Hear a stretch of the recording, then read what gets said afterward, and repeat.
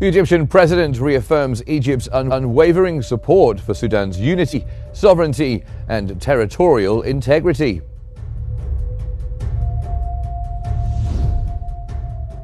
The fifth batch of the 10th humanitarian aid convoy moves to Gaza from Egypt.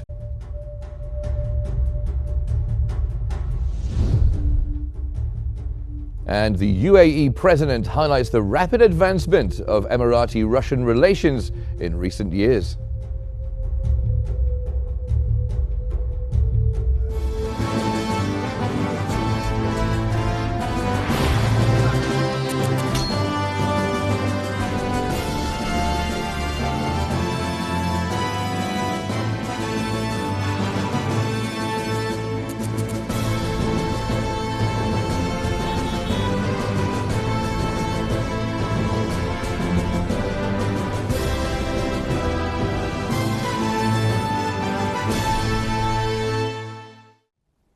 Good afternoon and welcome to Q News. I'm Mark Summers.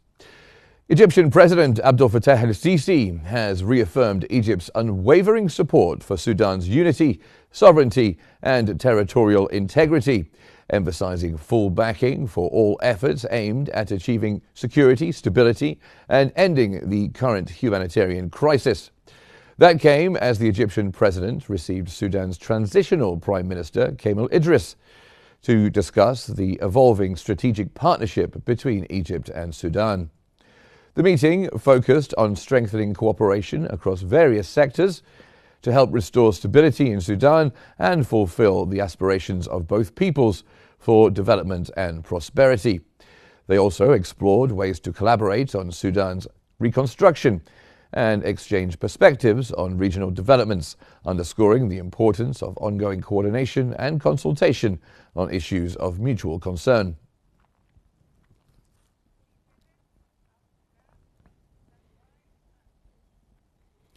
Egypt's Prime Minister Mustafa Madbouli has reaffirmed the profound and enduring ties between Egypt and Sudan, expressing a commitment to elevate their relationship to new heights. In a joint press conference with his Sudanese counterpart, Madbouli highlighted Egypt's unwavering support for Sudanese citizens during the ongoing crisis and voiced hope for Sudan's swift recovery.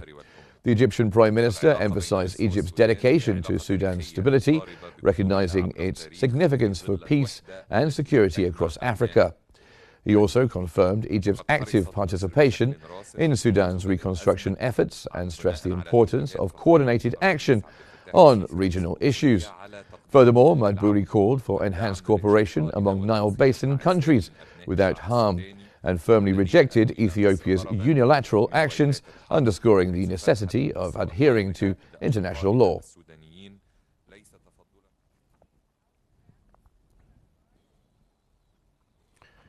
Sudan's Prime Minister Qnews Idris has expressed deep appreciation for Egypt's historic support towards Sudan. In a joint press conference with Egypt's Prime Minister Mustafa Madbouli, the two of them agreed on a comprehensive vision, prioritizing the mutual interests of their countries. That comes as Egypt reaffirms its full backing of Sudan's government and efforts to safeguard its national institutions. Egypt and Sudan firmly rejected any threats to Sudan's unity and territorial integrity.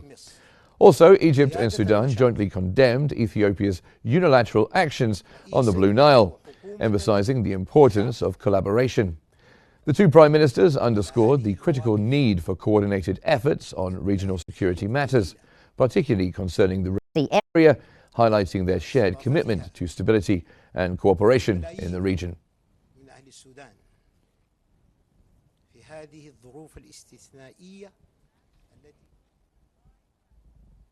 Now, for more on this, we cross over to Mona in our newsroom. Mona. So much, Mark, and for further analysis, we're joined from Cairo by Al Ahram Managing Editor Mohammed Izzeddin. Good afternoon to you, sir, and welcome to Q News. Let me start by asking you, how do you view the Egyptian role in promoting stability in Sudan during the past period? Thank you for having me. Thank you for having me in Q News. Of course, there is great Egypt's role during the last few years, and I can say that unless it was for Egypt's role under the directives of President Sisi, Sudan would have divided into many states. This is Egypt's keenness on Sudan's stability and the unification of its lands, especially with the increased wars among the world. So in regards to the war of Sudan, unless if it wasn't for Egypt's war, the Sudanese people would have suffered a lot. This is not something we show off or show off, but it's Egypt's keenness on Sudan and strategic ideology of President Sisi to maintain the Arab armies and Sudan along through the past years is a strategic extension of Egypt. So one of the factors is to have a unified Sudan and strong Sudan without any impact on our brotherly Sudanese people or any other side effects. Right. Ms. Azzedine, from your point of view, what does Sudan need in order to achieve stability or the much needed stability?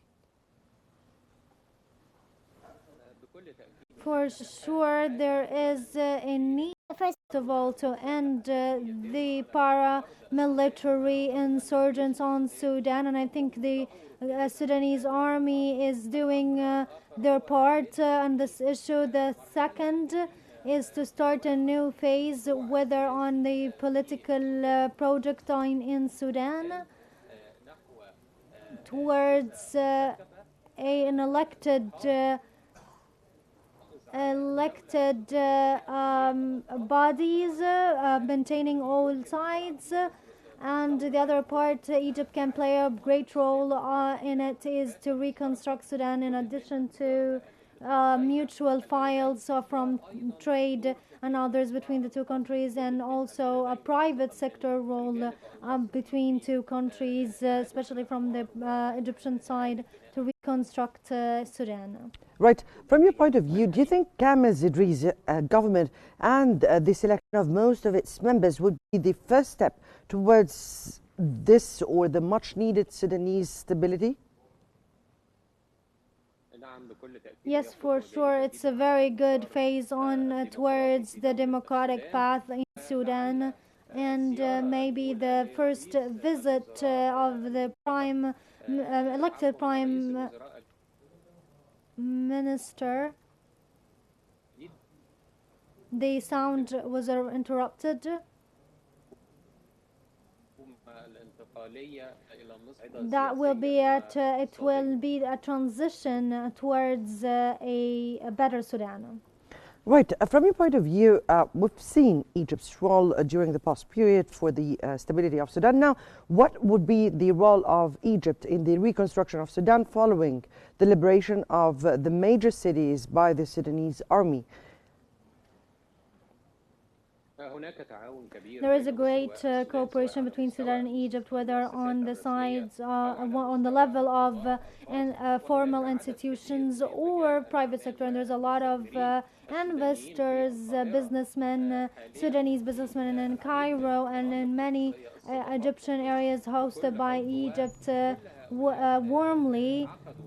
These, all of them held mutual meetings that may result in even greater cooperation in reconstructing Sudan and requalifying Sudanese institutions, especially in health, education, and regular system. And there is a role of mega companies in private sector, especially the contract and and construction companies and railways, and also different various trading companies that may compensate Sudan for the period of instability, and to let it enter a new phase of stability and economic growth for Sudan and Egypt, of course, especially from private sector and civilians. All right, that was Mr. Mohammed Izzeddine from Cairo, Al Ahram Managing Editor. We thank you so much for joining us here on Q News. And we now go back to Mark Summers in our studios. To you, Mark. Thank you, Mona. Mona Salhi there in our newsroom. Now let's get the latest developments from Gaza.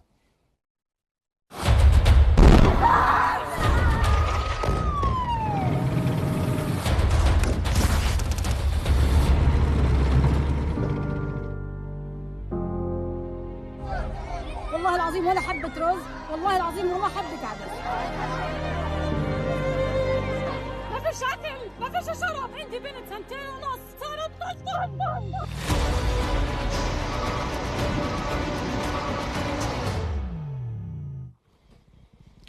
Now, the fifth batch of trucks from Egypt's 10th humanitarian convoy is moving to enter Gaza. This marks another Egyptian humanitarian convoy dispatched to support effort in Gaza, reflecting ongoing efforts to deliver essential supplies amid challenging conditions. The coordinated movement underscores Egypt's commitment to providing timely assistance to the people of Gaza.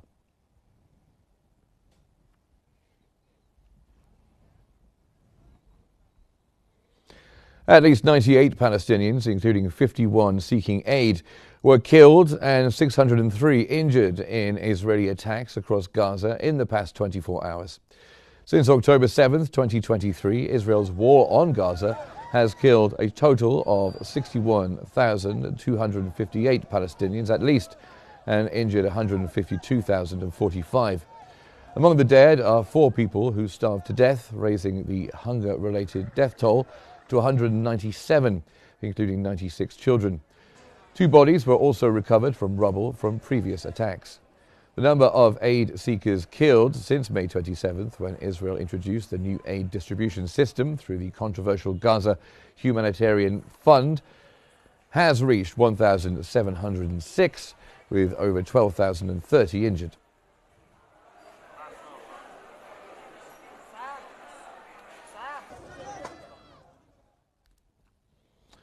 According to Amgad Shawa, head of the NGO network in Gaza, at least 200,000 children in Gaza are suffering from severe malnutrition.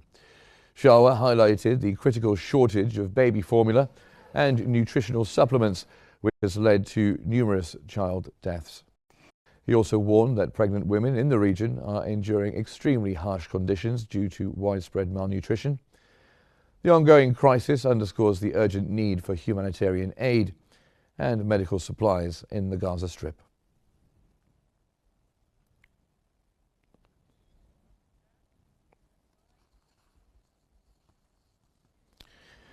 The World Health Organization has warned more than 14,800 patients in Gaza remain in urgent need of specialized medical treatment. WHO Director General Tedros Adhanom urged more countries to accept patients and called for medical evacuations to be expedited through all available routes. The appeal came as WHO facilitated the evacuation of 15 critically ill children from Gaza to Jordan, accompanied by 42 caregivers.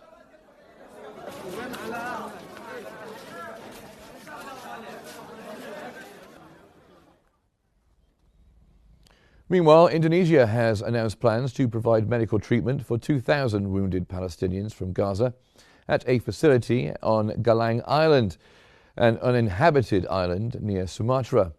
Presidential spokesperson Hassan Nasby confirmed the initiative but did not specify a timeline for the program.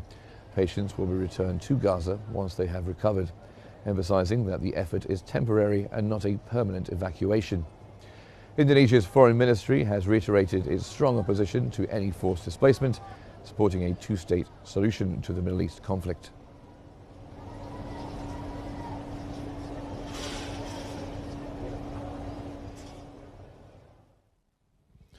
U.S. Secretary of State Marco Rubio has emphasized that while addressing the humanitarian crisis in Gaza is important, it should not overshadow the dire situation of Israeli detainees held by Hamas. Rubio highlighted that 20 Israelis are currently being held. These are detainees facing life-threatening conditions. Rubio stressed the need to disarm and dismantle Hamas, warning that lasting peace in the region is impossible as long as the armed group remains active in Gaza.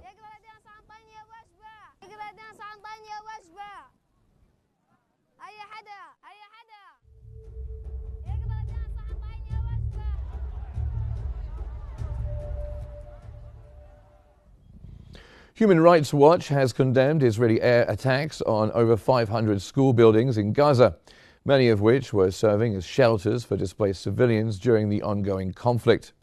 In a recent report, Human Rights Watch detailed two specific strikes, one on the Khadija Girls' School in Deir el-Balah on July 27th last year, which killed at least 15 people, and another on the Zaytun C School in Gaza City on September 21st, killing 34. The rights group found no evidence of military targets at either site, labeling the attacks as unlawfully indiscriminate.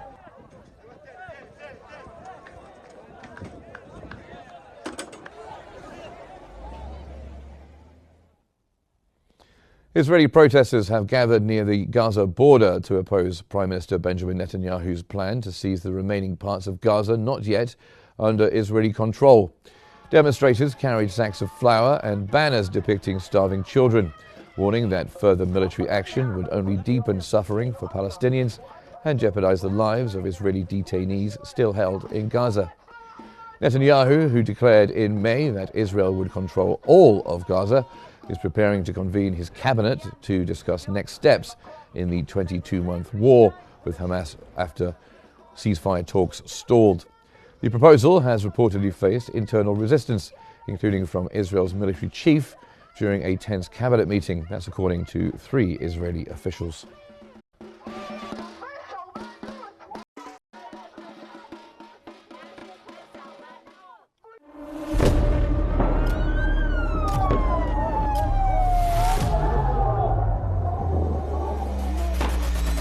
كل المستهدفين هن مدنيين.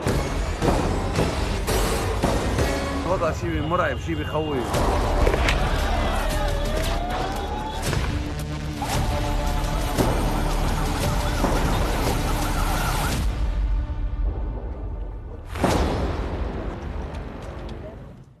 So to Lebanon, and Lebanese Foreign Minister Youssef Raji affirmed that the government's decision to ensure that all weapons remain exclusively under state control is final and irreversible. In a post on X, Raji stated that the government's historic move to enforce state monopoly over arms before the end of the year was primarily in response to the aspirations of the Lebanese people. He added, and I quote, "To the Lebanese people and to the Arab and international communities, we say clearly this decision is final and there is no turning back."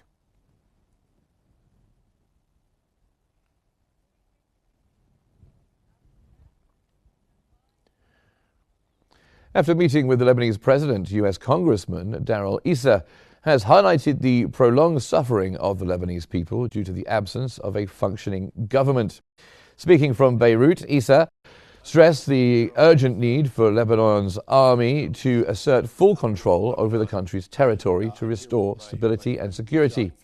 His remarks underscore the critical challenges Lebanon faces in governance and security and sovereignty, emphasizing that only the strong military presence can national order be reestablished and the nation's hardships alleviated. We have taken a keen interest for many years in Lebanon's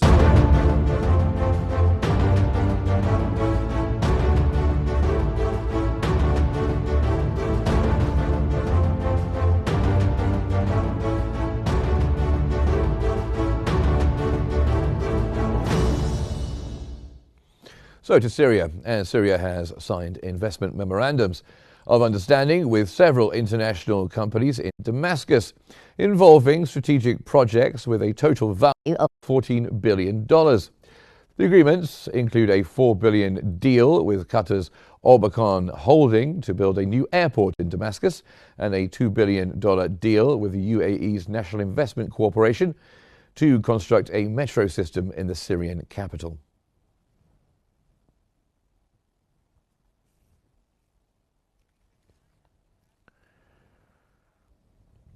Meanwhile, the Jordanian Ministry of Foreign Affairs has announced the successful evacuation of 83 Jordanians and their companions from the Syrian province of Suwaida through the Nasib-Jeba border crossing in coordination with the relevant Syrian authorities. Ambassador Dr. Sufyan Al-Quda, the ministry's official spokesperson, explained that the evacuation was carried out using buses operated by the Syrian Arab Red Crescent. He emphasized that the effort is part of the ministry's ongoing coordination with national institutions to ensure the safety of Jordanian citizens and their return home.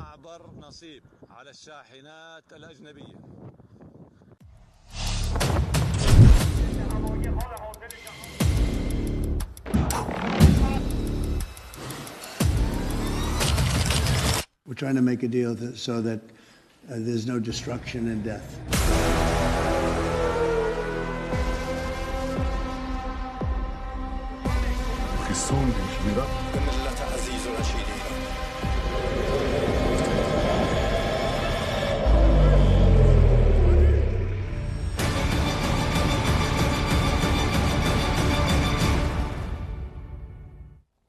Iranian Foreign Minister Abbas Araghchi has said that an upcoming visit by the IAEA's Deputy Director General to Tehran is aimed at discussing cooperation frameworks, not conducting inspections or assessments. Araghchi emphasized that the visit aligns with Iranian parliamentary law and pertains solely to Iran's peaceful nuclear program. Addressing speculation and possible negotiations with the US, Araghchi said no meetings have been finalized, though indirect communication continues. He added that future talks depend entirely on Iran's national interests. The IAEA has called for resumed inspections following Israeli and US strikes targeting Iran's nuclear infrastructure. Iran maintains its program is peaceful and denies pursuing nuclear weapons.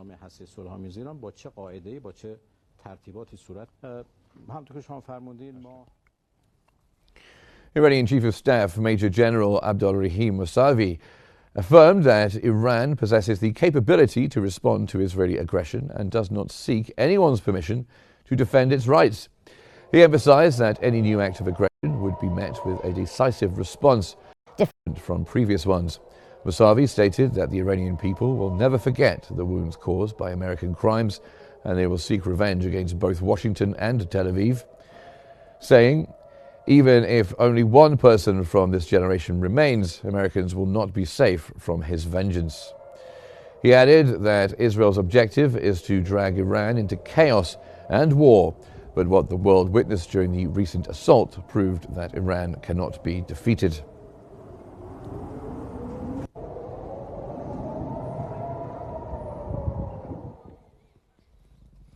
Meanwhile, US President Donald Trump announced that the United States may launch new strikes against Iran if Tehran attempts to resume its nuclear program. Trump said that the US has ended wars in the Middle East by preventing Iran from acquiring nuclear weapons. He added that any attempt by Iran to revive its nuclear program would be a very dangerous step for them because we will come back. He stressed that everyone understands the consequences tied to such a move. He wants to obviously probably keep the war going.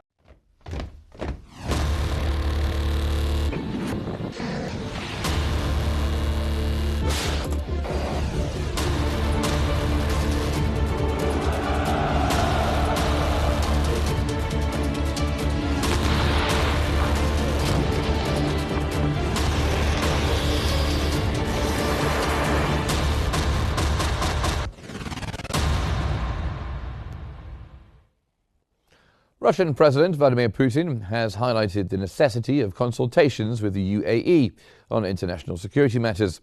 During talks at the Kremlin, Putin and his Emirati counterpart exchanged views on regional developments, emphasizing the importance of dialogue. The Russian president expressed significant attention to the bilateral relationship, noting remarkable growth in trade and investment ties between Russia and the UAE. The discussion underscored the strategic partnership and ongoing collaboration aimed at strengthening economic and security cooperation between the two nations.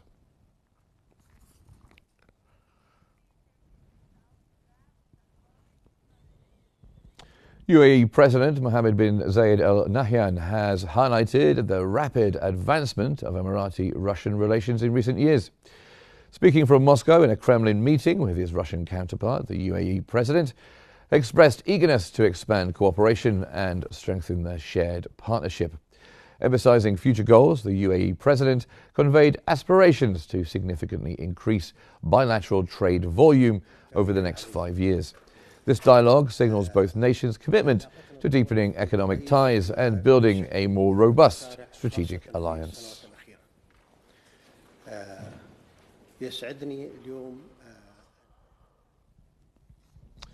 US President Donald Trump has announced that his special envoy, Steve Witkoff, has a highly productive meeting with Russian President Vladimir Putin, making great progress, he says, toward ending the ongoing war in Ukraine. In a post on Truth Social, Trump said he briefed European allies on the talks and that everyone agrees this war must come to a close, he said. He pledged to work toward peace in the days and weeks to come, though he provided no further details. The announcement comes as the US prepares to impose secondary sanctions on Russia starting Friday. A White House official said the meeting went well and noted Moscow's eagerness to continue dialogue with Washington.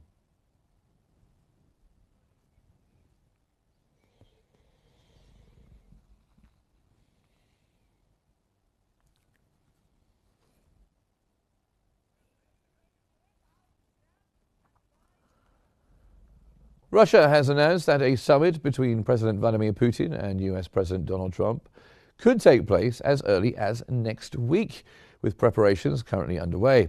Kremlin envoy Kirill Dmitriev shared the update on X, describing the potential meeting as historic and emphasizing the importance of dialogue.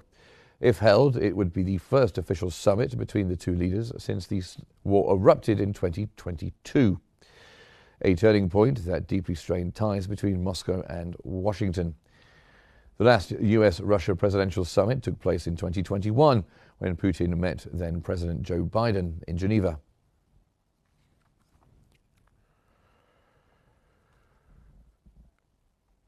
Ukrainian President Volodymyr Zelensky has called on Europe to take an active role in peace negotiations with Russia following a phone call with German Chancellor Friedrich Merz.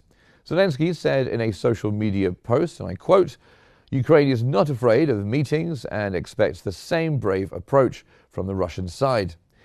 Details of the call were scarce, but it comes ahead of a possible meeting between Vladimir Putin and Donald Trump in the coming days.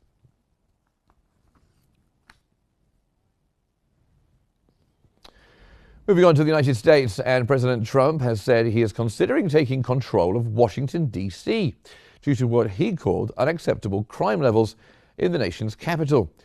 He also confirmed that legal teams are reviewing the possibility of overturning the D.C. Home Rule Act, which grants the city limited self-governance. "We have to run D.C., he said. "This has to be the best run place in the country, not the worst." Trump's comments follow a recent violent attack in the city, which he referenced as an example of deteriorating public safety.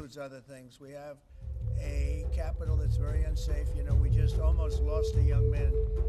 Beautiful. And just before we go, time to recap the main headlines this afternoon. The Egyptian president reaffirms Egypt's unwavering support for Sudan's unity, sovereignty, and territorial integrity.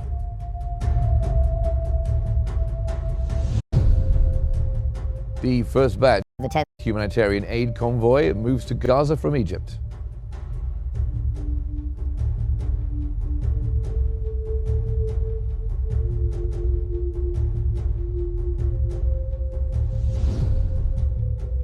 And the UAE president highlights the rapid advancement of Emirati-Russian relations in recent years. And that's all for now. Don't forget you can follow Q News on YouTube, Facebook, X, Instagram and TikTok. Our handle at QNewsEGY. Thanks for watching and stay tuned for more updates on Q News.